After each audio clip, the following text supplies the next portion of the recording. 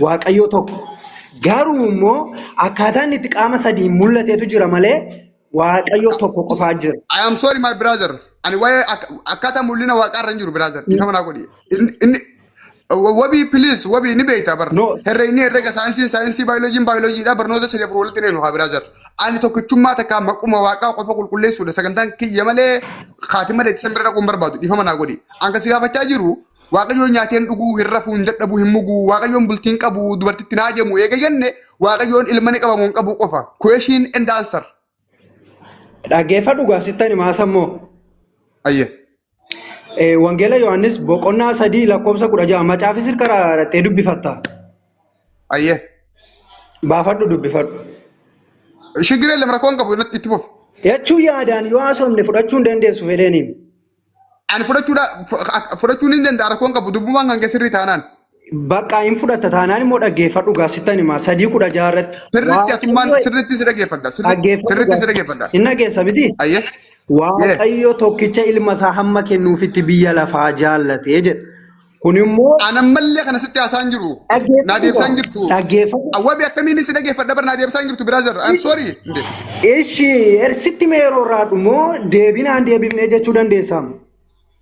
No wabii kiyya akkasii miti an kasi gaafadhe laal wanta gabar yookaan lakkii gannetti eeganne akkamitti eegetti yoo lakki naan getti akkamitti lakki getti hajaa'uun booda ibsa bal'aatti keena. Gaafiin koo eeyyee jechuun qabdu waan jira eeyyee gannee bira kunna waan hin jirre immoo lakkii ganna akkamittiin lakki getti akkamittiin eeyyee hin getteen immoo boodarra ibsa bal'aatti kannena kasi gaafachaa jiru waaqni ilma ni qaba moo hin qabu ni qaba takka hin qabu naan jiiti akkamitti qabaaf akkamitti hin qabnetti naa dabale boodarra. Dhaggeeffadhu sittan hima ati akka namaatti yaada harta by the way. Ati ka waaqatti yaada jirta? No macaafa qulqulluu immoo eenyummaa fooniitiin yaaduu hin qabdu. Gaaffii yoo sitti ta'eyyuu bifa yaadaatiin baruu qabda maleessa. Eenyummaa rabbiitiin yaaduu baqa? Yaa macaafii hafuura qulqulluudhaan yaadama maleessa eenyummaatiin sammuudhaan sammuu fooniitiin yaadu. Waa'ee hafuuraa keessi jiru dhiifama naa godhi ani. Wabii brother. Ani waa'ee hafuuraa, waa'ee qulqulluminaa, waa'ee waaqummaa fi waa'ee namummaa bira hin jiru. Waaqayyoon inni namaa fi sa'a fi dachii uume inni nyaateen duwine ha dubartitti naa jemne sun ilma ni qaba moo hin qabu. You are baby no or yes. Dhaggeeffadhu gaash sittan hima. Bakka hin dandeessu dhisatti. Bilaashii isaan irraa gubuu jirta dhiifama. Deebiseera siddide sodaatteen abuusaa. Abadan waaqayyoon ilma ni qabaaf hin qabu hanga murteessitutti waan takka isin dhaggeeffadhu. Waaqayyo ilma qaba. Akkamitti ilma qaba waaqayyoon osoo bultiin qabaatin? Akkamitti ilma qaba beektaa? Macaafni qulqulluun kan inni jedhu waaqayyo tokkicha ilma isaa amma kennuufitti kan jedhu suni. Ayyee. Ilmi hin kenname fakkeenyaaf kun immoo kallattii ittiin nama fayyadu. Qoy. Waaqayyoon ilma kana dhalchee haadha manaa qaba? Hin qabu haadha manaa. Akkamitti argate waaqayyoon ilma? Hojii moo waaqa inni moo waaqa qaba? Waaqummaa isaa sin mormiidhaanis akkamittiin ilma argate waaqayyoon? Nami biyyoorraa inni uumamaa biyyoon nama fooniin taa'aa waan jedhu. Waaqaatu biyyoorraa kan nama uumu waaqa. Biyyoorraa kan nama uumu waaqa. Waa inni ilma isaa san biyyarraa uume? Dhaggeeffadhu. Ayyee. Biyyoon fooniin taa'aa waan jedhu yaaddee beektaa? Lakki anis si gaafachaa hin jiru. Kunis gaa hojii ma waaqayyooti dhaggeeffadhu gaa akkamitti akka. Eeyyeen hojii waaqayyoo miliyoona sallakkaa yoo barbaanne darguutu lakkoo hin finnu anka si gaafachaa jiru waaqayyoon akkamitti ilma argate haadha manaan qabu jennee jirra. Dhaggeeffadhu gaa sittan hima. Ayyee. Ilmi hin dhalatu. Eeyyeen hin dhalatu. Waaqayyoo hin dhalchu dhaggeeffadhu sittan hima. Ayyee ilminis hin dhalatu waaqayyoonis hin dhalatu akkamittiin argatanii waaqayyoon ilma. Dhaggeeffadhu. Ilmi karaa Sumaan naan jee barbaadan. Karaa Maariyaam ilmi dhalateera. Waaqayyoon Maariyaam haadha manaa qabaa? Waaqayyoo haadha manaa irraa hin dhalchine. Maariyaam hafuura qulqulluudhaan ulfoofteedha. Macaafni qulqulluun. Eenyu haa ulfeessisan? Hafuura qulqulluutu garaa Maariyaam keessa buufatee ilma ta'e. Maali hafuurichi? Hafuura qulqulluu. Kun immoo waaqayyoo biraa kan ergameedha. Kam hafuura qulqulluu gaatu? Hafuura qulqulluu ijaan hin argamu kaasa immoo hafuura qulqulluun nama itti amanee jiruu fi keessa jiru beekuu danda'a. Yaa wabii na dhagaartaa? Dhagaan jira. Maariyaamiin dubartiidha isaa?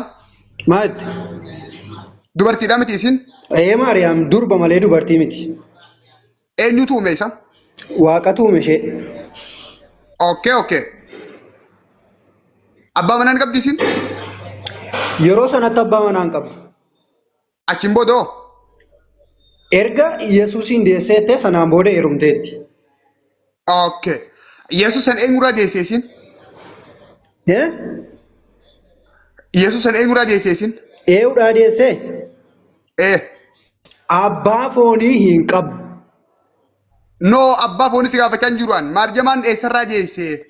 Maariyaam hafuura qulqulluudhaan ulfoofte. Deesseetti moo Yesuusiin? Eenyu abbaa Yesuus? Wayyoo.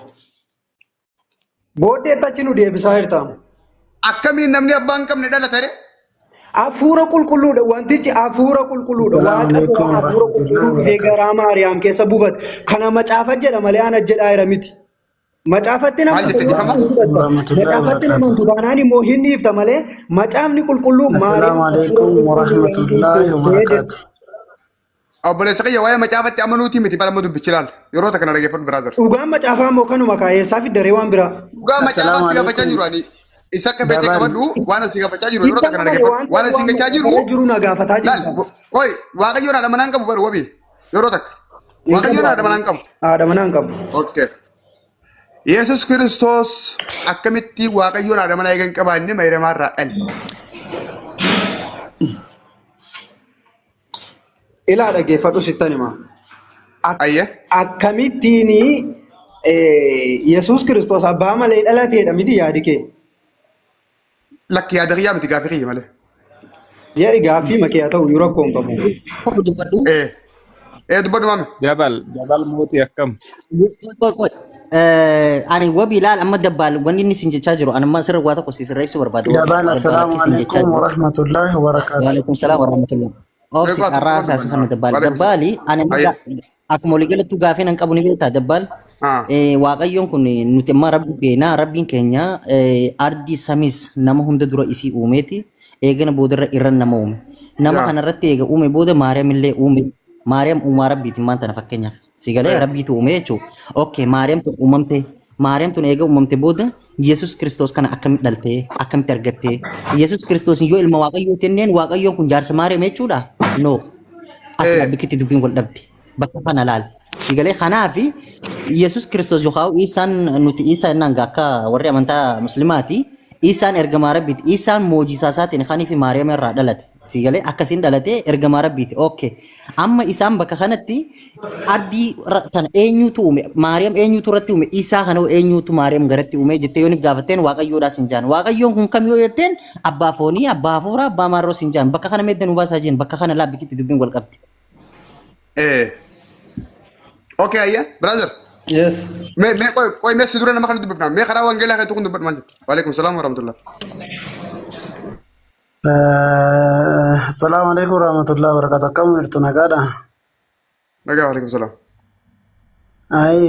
Wabii wajjin daqiiqaa shaniif haasa'uu barbaadeen ture wajjin fixadhu dabal wajjin dubbadhu rakkoo. Okay, wajjinaase rakkoon qabu. Wajjinaase. Isinaa kennitanii dhiifama garuu na dabarsitanii. Rakkoon qabu sagalee kee garuu ol kaasi jawaala biratti eegi sagalee kee ol fuudhii wajjaase. Wabii wajjaase. Wabii. Nagaan siif haa ta'u. Nageenyi Waaqayyoo isa nyaanne, isa dhunne, isa dhalanne, isa dhalchine, isa hin rafne siif haa ta'u kaa. Ameen. Siifillee nagaan Waaqayyoo abbaa ilma hafuura qulqulluu biraa siif haa ta'u. Galatoon haa ta'u. Siif ta'a naaf hin ta'u.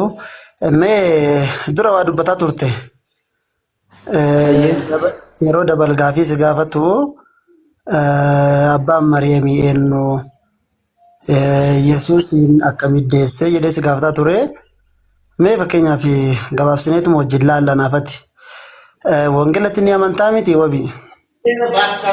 Nan amana. Galatoon.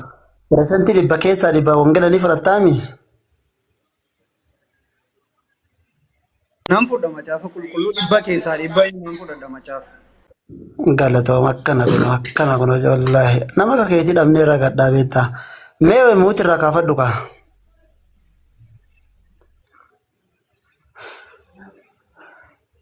wabii muuti rakaafadhu. Kaase sagalee na bukkee jiraanii beekaa gidduutti qabee. Rakkoon qabu. Wangeelli caafanni 66 akkana jedha. Yoosef abbaa Yesuusiiti jedha. Ni fudhatamoo ni dhiista? Yoosef abbaa Yesuusi isa haadhaa fi abbaa isaa beeknuu miti jedha. Ni fudhatamoo ni dhiista? Haleluuyaa! Kunoo dhufee yoo itti buufi. Wabii keessan deebiin himee as deebi'i. Itti bilbilanna fakkaata bara. Hadaraa garuu kan miliini wabii. Tokko lafa naquun qabu. Maal jette? Okay, yoo ittim. Rakkoon qabu caafata 66 ni fudhadhaa innaa eenaan fudhadhaa jette akkasumaami? Yoosef isa abbaa fi ilma Yesus ilma Yoosef isa abbaa fi haadha isaa beeknuu miti jedha macaafni. Yesus ilma Yoosef ni fudhatamoo ni dhiista? Siif kenna. Ni fudhatamoo ni dhiista yoo siif kenne? Ittiin daawwalinaa jiran maal jala teettaniiti mucaa sammuu dhukkubsitan daraa Waaqayyoo.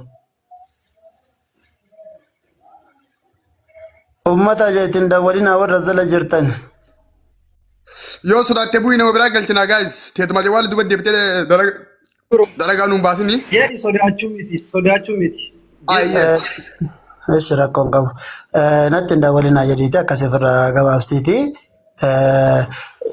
Wabii. Natti macaafa keessaa naa kenni. Siif kenna. Yoosef Yesus Kiristoos ilma Yoosef yookaan Yoosef ilma abbaa Yesus kan jedhu jiramoon jiru wangeela keessa. Amman sii kenna.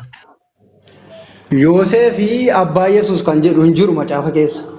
Eeshi Yesus ilma Yoosef kan jedhu. Namoonni akkasiin jedhu ilma Yoosef isa muka sooftichaati hin jedhu jedha maleessa hin jiru macaafa keessa. Galatoom na dhageeffadhu sirrinaa. Wangeelli dubbii Waaqayyooti moo dubbii Waaqayyooti miti? Dubbii Waaqayyooti. Dubbii Waaqayyoo Yesus ilma Yoosef jedhee dubbate moo hin dubbanne? Mee macaafa keessaa kutaa isaa naa kenni ilma Yoosef. Sii kenna. Dubbate moo hin dubbanne dubbiin Waaqayyoo Yoosef Yesus ilma Yoosef kan jedhu jira moo hin jiru? Ani hin argine naa kenni hin jiru garuu ani hin argine naaf kenni. Hin dubbifna maal rakkoo maalii qaba yoo jiraates jira jedhama hin jiru taanaan hin jiru jedhama itti hin dubbifna. Ishi dhageeffadhu ka obsi ka rakkoon qabu.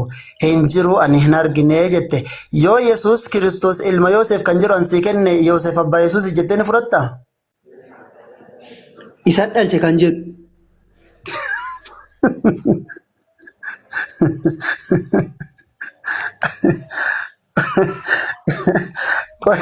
Abbaa Yesuus Waaqayyoomi wabii. Galatoom abbaa Yesuus Waaqayyo. Yesus Kiristoos ilma Yoosef yookaan Yesus Kiristoos ilma Yoosef kan jedhu yoo sii kennan caafata qulqulluu keessaa Yesus Kiristoos ilma Yoosef kan jedhu yoo sii kenne Yoosef abbaa Yesuus jettee ni fudhatamoo ni dhiiftaan siin jedhani.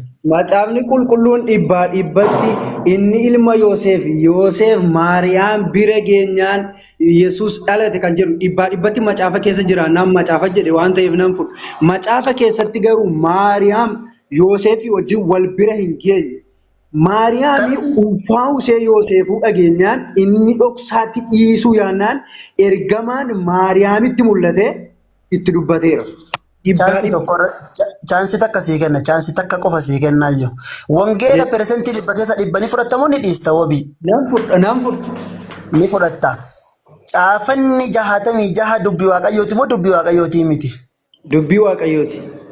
Dubbii Waaqayyoo Yesus Kiristoos ilma Yoosef kan jedhu sii kenna Yoosef abbaa Yesuus. Gaas ijoolleen dingi taattaa godhaa kutaa hundi keessatti biskiriinii godhaa koppiliin illee godhaa manni xiyyaare haa warri fooloon qabde fooloo godhaa hundi keessatti taattaa godhaa bareelee qabuutti. Galatooma. Okay. Taattaa godhaa mee harka keessan barakaa argatu inshallah. Wabii. Abeet. Wangeelli dubbii Waaqayyoo siin jenna dubbii Waaqayyooti jette mikinaatum hayyoonni 40 yookaan beektonni 40 olii walitti deebi'anii caafata qulqulluu dubbii Waaqayyootiin geggeeffamanii baadessan hafuura Waaqayyootiin geggeeffamanii baadessan. Kanaafuu hafuura Waaqayyoo jechuun dubbii Waaqayyooti walii galla kana walii gallee mi'anaafatti dubbii Waaqayyooti wangeelli. Kanaafuu dubbiin Waaqayyo yookaan wangeelli 66 Yesuus Kiristoos ilma Yoosef kan jedhu yoo ancaafata irraa sii kenne Yoosef abbaa Yesuus jettee fudhatamoo hin fudhattu? Macaafni qulqulluun perfect jedhee nan fudhu hin jenne taanaan garuu fidi ragaa fiddeen dubbisumaan rakkoo maalii qaban?